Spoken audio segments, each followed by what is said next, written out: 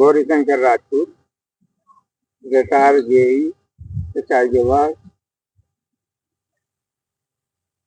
मेरे पिताजी का नाम रतिराम राजपूत, ग्राम परापाकर, पोस्ट पहाड़िया, जिला महोबा, उत्तर प्रदेश का रहने वाला हूँ।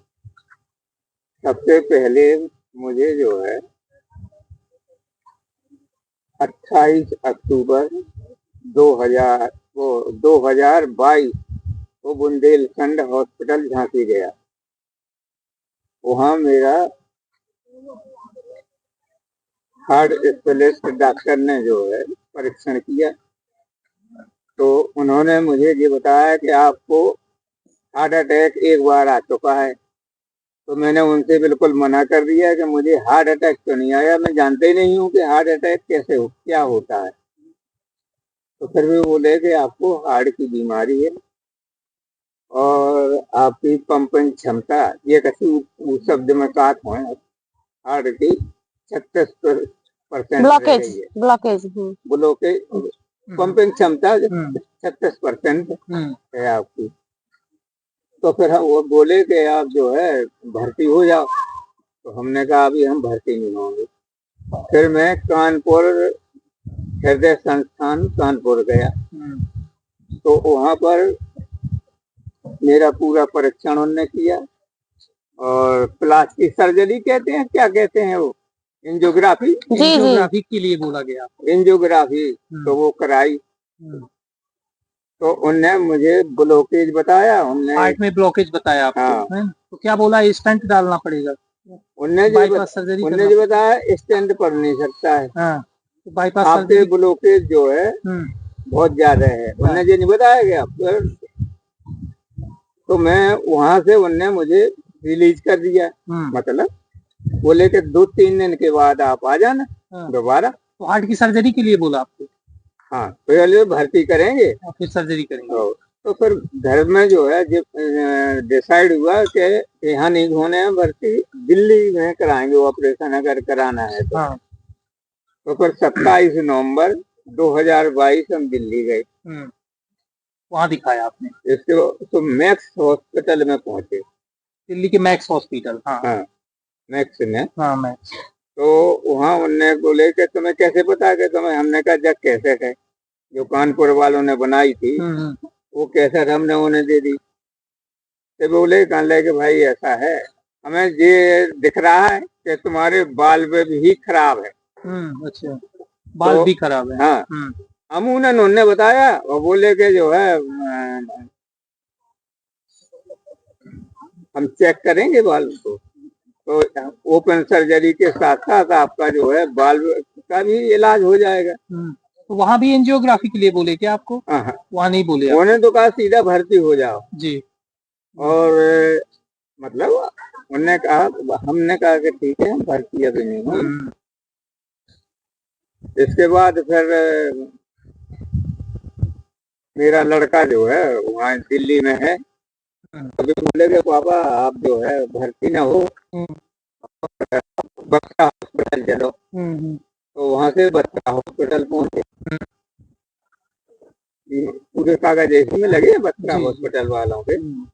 तो उनने फिर दोबारा में एंजियोग्राफी करी, उनने वो रद्द कर दी ये सब।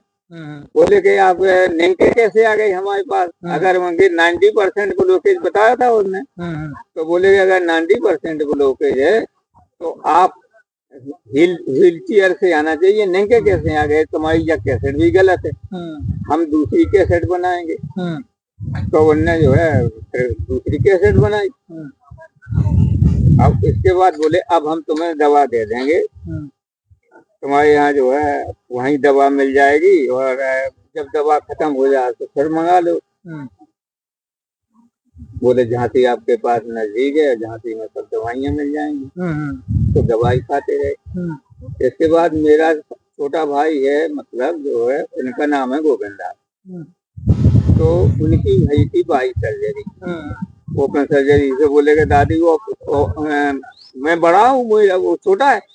तो बोले कि ओपन सर्जरी कराना नहीं है क्योंकि तुम्हारी उम्र उस समय जो है 77 साल हो गई थी।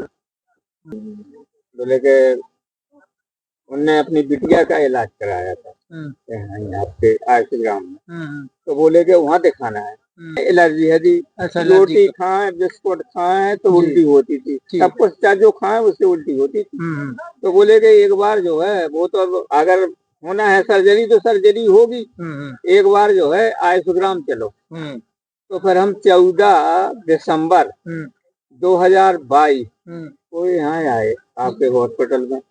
तो डॉक्टर साहब को दिखाया, तो उनने बोला तुम बढ़िया आ गए, अब तुम हमारा एक काम कर दो। हमने कहा डॉक्टर साहब अगर काम करने लायक होंगे तो हम आपका काम कर देंगे। अरे बोले तुम ऐसी बात क्या कर रहे हो, हमें कोई, हमने कहा अब आप कह ही रहे हो कि हमारा एक काम कर दो। अरे बोले तुम्हें भर्ती होना है। अच्छा, उनने थोड़ी बताया हमें। नहीं, जैसे अन्य हॉस्पिटलों में आपसे कहा जाता था ना, तो उनने तो ये कहा था कि पैकेज जो है जमा करो और इसके बाद में हिसाब होता रहेगा। हाँ, बोले कि आपको हम भर्ती करना चाह रहे हैं 10 दिन के लिए। तो उनने हमें 15 दिन के लिए दिया था, है ना। उनने 10 दिन की दवाई दी थी जी। बोले जब दवा ले जाओ, उस समय हम दोनों आए थे, मैं और मेरा छोटा भाई जी। तो वो बोले कि हम यहाँ रुकने के लिए जो है कोई फैमिली का आ जाएगा तो वो 15 दिन रहना पड़ेगा यहाँ। तो हम आए, फिर भर्ती हो गए। तो 14 तारीख को मैं दवा ले गया था, 25 दिसंबर आपके हॉस्पिटल में भर्ती हो गया मान लो। और इसके बाद 8 जनवरी 2023 में जो है रिलीज कर दिया था। सर्जरी करने की आवश्यकता पड़ी ना, कोई वाल्व डालने की, ना स्टेंट डालने की, ना कुछ नहीं, है ना।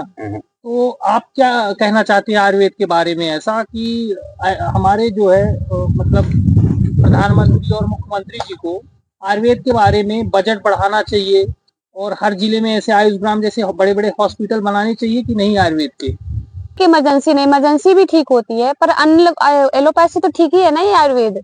आयुर्वेद तो हमें तो बहुत अच्छा मतलब हर डिस्ट्रिक्ट में, हर जिले में सरकार को इसके बारे में सोचना चाहिए कि आयुर्वेद के अच्छे डॉक्टर होने चाहिए, अच्छा बजट करके अच्छे हॉस्पिटल के लोग, थोड़ा सा ये होता है ना कि आयुर्वेद कुछ नहीं चूरण है, तो चूरण जैसी मानसिकता हटाकर एक व्यवस्था अच्छी व्यवस्थित हो।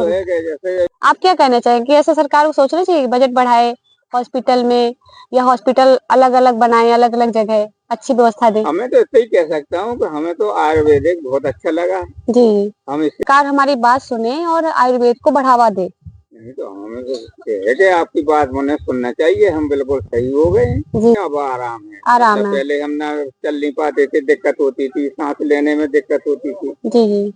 और मतलब जो है थकान आ जाती थी चलते थे जी। अब वो चीज सब खत्म हो गई, सब ठीक हो गया है जी। ठीक, धन्यवाद।